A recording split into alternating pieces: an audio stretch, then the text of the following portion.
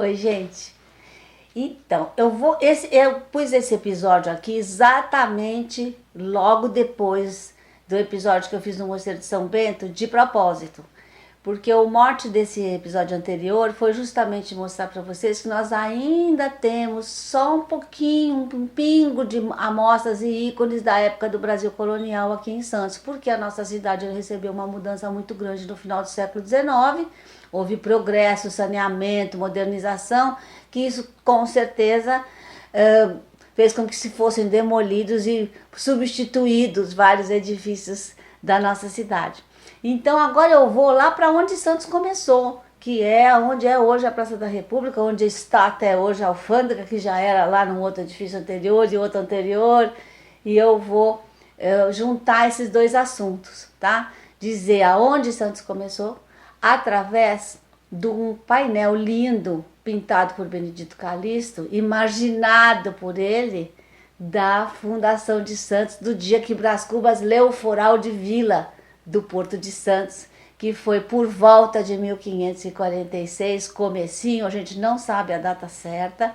Nós comemoramos o aniversário da nossa cidade no dia 26 de janeiro, porque é o dia em que a Vila do Porto de Santos virou cidade de Santos, que foi no dia 26 de janeiro de 1839. Então, a gente comemora o ano de 1546, mas a gente comemora o dia e o mês da elevação de Santos à categoria de cidade, né?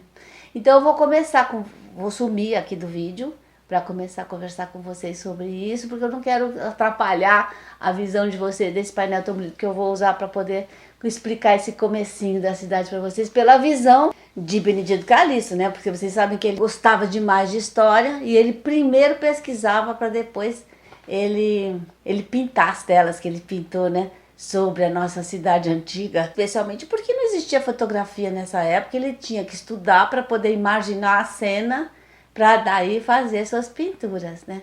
Então vocês reparem que tem até um certo romantismo, vocês vão reparar um chão clarinho, as pessoas todas muito arrumadinhas, que eu tenho minhas dúvidas de que era realmente dessa maneira, né. Então vamos lá. Aqui eu destaquei o Brás Cubas para vocês, lendo o Foral de Vila lá em cima do Pelourinho. Em seguida a Igreja Matriz sendo construída, naturalmente. Ela foi demolida em 1908, hein, gente? Nós não temos mais essa matriz. Em seguida está a Capelinha da Santa Catarina ainda no pé do outeiro, que foi antes dela ter sido atacada pelo pirata Cavendish. Por isso que ela ainda está no pé do outeiro, também Santa Catarina. Em seguida, eu destaquei socialmente as importâncias. Primeiro, o clero, bem pertinho do Brás Cubas. Em seguida, as Forças Armadas, responsáveis pela segurança, comandavam os fortes que foram sendo construídos na região, tão importante, né? Aí, em seguida, os homens bons, como se dizia, que seriam os vereadores, os políticos, os homens influentes. Suas mulheres por trás deles, olha só, submissão feminina, né? E nas periferias, os índios. Ainda não havia negros nessa época escravizados. Em seguida está outra tela de Calixto, aonde está o Colégio dos Jesuítas, que depois se transformou em alfândega, a Igreja Matriz já pronta, e lá no cantinho à direita, vocês reparem que a Capelinha de Santa Catarina já está em cima do outeiro, o que significa que já é século XVIII. E em seguida eu já vou pular para uma fotografia, porque já existia fotografia, posterior a 1880, porque já tem aí a nova alfândega construída no lugar onde era o Colégio dos Jesuítas. Olha lá a alfândega de novo, mas agora por trás da nossa Igreja Matriz, que é na beirada da rua João Pessoa, que se você seguir mais 3 quadras, você chega na nossa catedral na mesma direção, que é a substituta da Igreja Matriz. Essa outra foto já é posterior a 1880, bem posterior, já posterior a 1908, porque já tem o Brás Cubas no meio da praça, já provavelmente chamada Praça da República. Nesse momento já não existia mais a Igreja Matriz. E vejam que interessante essas fotos do Carlos Pimentel, do Novo Milênio, um site maravilhoso que eu não paro de pesquisar, que tudo que vocês quiserem saber tem lá, que tem demarcado na calçada da Praça da República a área onde estava a igreja matriz. E essa última foto é uma geralzona de como está a alfândega hoje. Deu para entender? Agora eu vou mostrar para vocês, eu fiz uma visita lá na alfândega e fui muitíssimo bem recebida pelo Rogério Tenório, que é um funcionário que nos recebe, ou ele ou o Marcelo Rocha, da assessoria de comunicação, e eu vou colocar aqui na descrição do vídeo como é que vocês fazem para poder visitar a alfândega, porque é uma visita imperdível e é muito interessante. Eles fizeram uma reforma lá agora em 2003, que eu falo agora, né, porque o prédio é de 1934, essa alfândega atual, e ela foi construída pela Companhia de Docas de Santos, depois é que foi passada para o Ministério da Fazenda. E o mais interessante que eu acho ali é a existência do Museu do Contrafeito e que nos faz entender a importância da alfândega, não apenas para cobrar tributos, mas sim para o seu papel social, né? De preservar a saúde das pessoas. Por exemplo, quando eles aprendem uma partida de brinquedos falsificados, que não passaram por controle de qualidade nenhum, eles estão defendendo as nossas crianças, né? E por aí vai. Eu vou mostrar para vocês a entrevista que eu fiz com o Tenório, o Rogério Tenório, que a gente conversou um pouquinho sobre tudo isso. Espero que vocês curtam, tá bom? Antes de entrar na sala do Museu do Contrafeito, a gente deu uma caminhada pelo prédio, subimos a primeira escadaria, que é lindíssima, toda de mármore. Olha essas luminárias, olha o vitral, gente. Os vitrais são todos feitos pela Casa Conrado. E na restauração também foi a Casa Conrado que fez a restauração. Esse tem motivos relacionados com importação, exportação, com o mercado, com esse papel da alfândega. Olha o piso do térreo, que maravilhoso. Essa é uma sala de visita no primeiro andar. São 2 salas de visita que tem, com uma televisão aí bem moderno, né? E aqui, pelo mezanino, a gente não só vê o piso, como também vê o vitral lá do teto, com o emblema da República, né? E com umas guirlandas de café em volta lá, verdinhas, tá vendo? Tudo tem motivo de café. Olha essa luminária que maravilhosa, né? Agora estamos subindo a escadaria para o 2º andar, que é onde está o Museu do Contrafeito. Olha esse vitral, também encomendado especialmente pela Casa Conrado. O motivo também do brasão da República. Essa época era Estado Novo, né? Olha o portão que tem folhinha de café também, a janela também tem folhinhas de café, várias delas. E é isso, vamos lá para o Museu do Contrafeito. Nós estamos aqui, ó, numa sala onde está instalado o Museu do Contrafeito. Olha como são as vitrines, cheias de brinquedo, cheias de tênis, sapatos, carmozeira, bonequinha, mochilinha, tudo que vocês puderem imaginar, um monte de camisa, de bola, sapato, até echarpe tem, olha. Tem de tudo, né? Máquina de costura, peruca, boné. Aqui uma curiosidade, que a marca ali é Adibas. Olha como pega a gente de jeito. Rogério, conta para nós o que significa esse museu. Esse museu tem amostras das mercadorias que são apreendidas pela Alfândega de Santos. Com os brinquedos, por exemplo, né?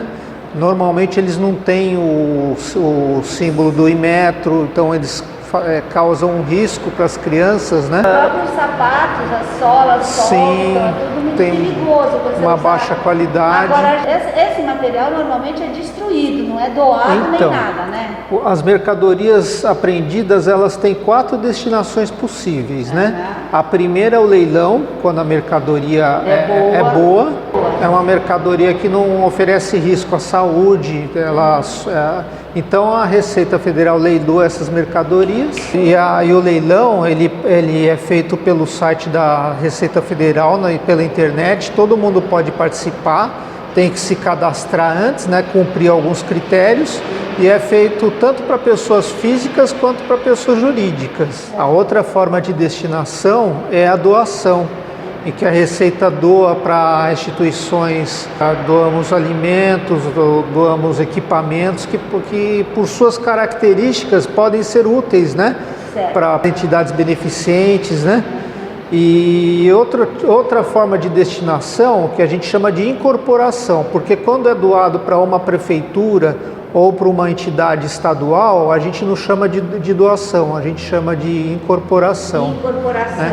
Então, por exemplo, os quadriciclos que foram apreendidos pela alfândega foram incorporados pela Polícia Militar do Estado de São Paulo e pela Guarda Municipal também, para fazer o patrulhamento nas praias. Rogério, qual é a diferença entre contrabando e descaminho?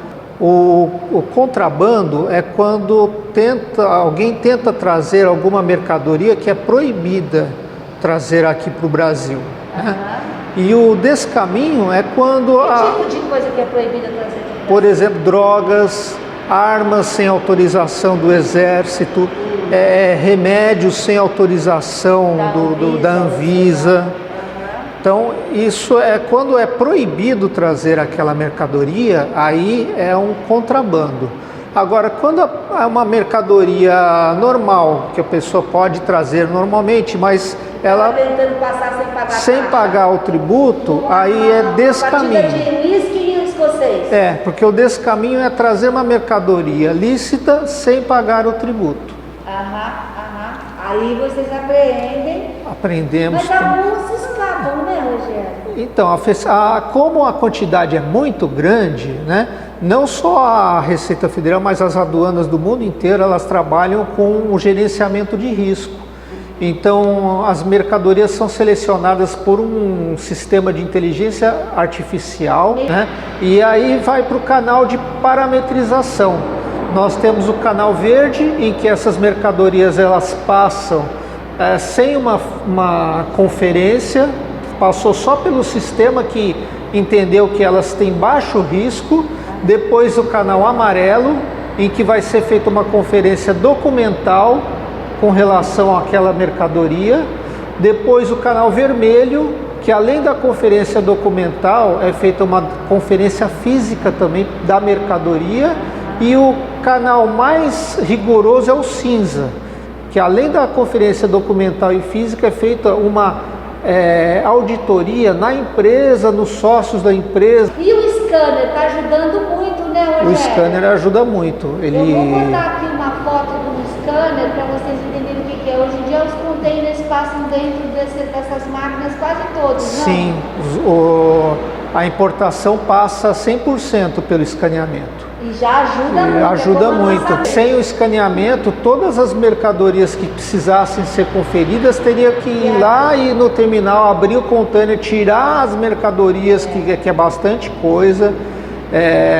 E a Receita Federal ela tem a preocupação não só com a fiscalização, mas ela também tem a preocupação com a facilitação do comércio. Certo. Então ela não pode parar tudo e fiscalizar, abrir e conferir tudo, porque isso iria atrapalhar aquelas pessoas que estão fazendo operações lícitas, né? Então a Receita Federal tem que atuar com um equilíbrio entre a fiscalização e a facilitação do comércio. E o scanner ajuda muito. Rogério, eu acho que eu ouvi falar, vou falar bobagem aqui, mas eu acho que não, que a gente usa o termo pirataria, uma mercadoria pirata, de uma maneira muito generalizada, porque o que é pirata é só CD, livro, é obra de arte, são obras de autores que criaram, que o resto é o tal do contrafeito, né?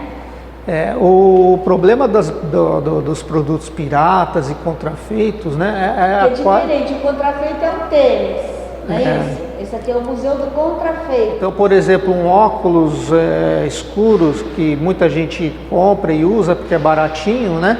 Às vezes aquele óculos ele não tem o filtro, então ele escurece o ambiente para a pessoa que está usando. Aí a pupila da pessoa dilata porque ela parece que o ambiente está mais escuro. E os raios eles entram de qualquer maneira assim, é pior do que se não tivesse usando o óculos, né? Porque quando a gente não usa o óculos, pelo menos a gente fecha um pouquinho os olhos, né? A natureza protege.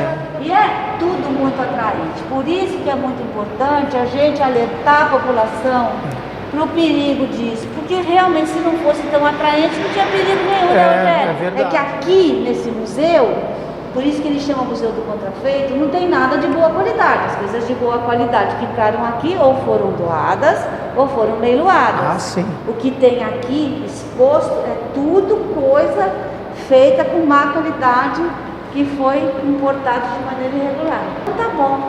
Obrigada, Rogério. Imagina. Então, é lindo lá, né, gente? Vamos lá, vamos visitar. Vale a pena. Uma pessoa sozinha, vocês viram, né, que dá pra ir? Ô, gente, essa história de alfândega me fez lembrar uma história muito doida que aconteceu com o túmulo lindo do José Bonifácio de Andrade e Silva, que está dentro do Panteão dos Andradas, né? Foi encomendado por Rodolfo Bernardelli, que estava na Itália. Ele esculpiu em mármore, com bronze e mármore, é uma beleza, tá lá até hoje instaladinho no Panteão. Mas acontece que quando chegou aqui eram 19 caixas e o Bernardelli fez algum erro lá na hora de fazer a exportação, fazer o embarque dessas caixas. E quando chegou aqui entrou como mercadoria particular e quem teria que ter pago os impostos teria que sido ele lá da Itália. E o negócio ficou aqui na alfândega, acabou indo para leilão, imagine. E aí quem pagou foi o pessoal lá da Humanitária, mais alguns outros líderes que compraram em leilão. Mas depois o Bernardelli reembolsou todo mundo. Olha, eu vou botar o link aqui para vocês verem essa história, que ela é muito doida. Vale a pena, tá? Tá lá no site do Novo Milênio. Agora eu vou botar um detalhe, alguma coisinha que está lá na redondeza da alfândega para vocês reconhecerem, tá bom? Beijinho, gente. Obrigada mais uma vez.